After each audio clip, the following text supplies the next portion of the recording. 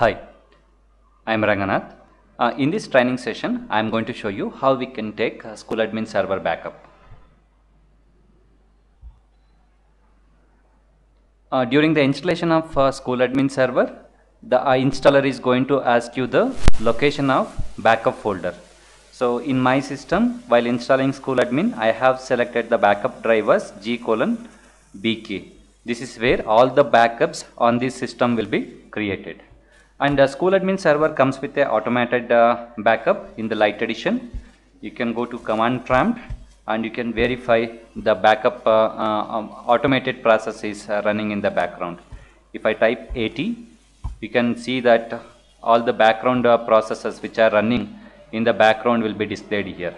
So in this system, every day at 10:10 a.m. and 11:45 a.m. in the very first two entries, the database will be backed up automatically. This is an automated backup system, and whichever the drive path and the location you have given, so there the database backup will be created.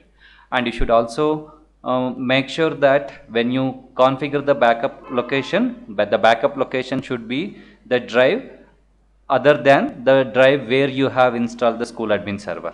If you, so for example, if you have installed school admin server in C drive, you have to select D drive to show the database, to store the database backup. Okay, so this is how we can create automated backups in school admin server.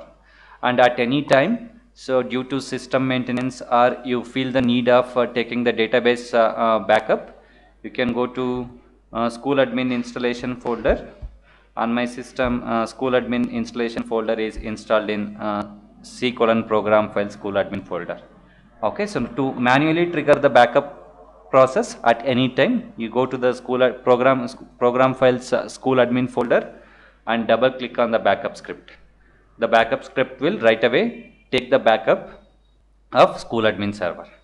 Okay, you can see that the backup has been successfully created. And if we go to the our backup location, G drive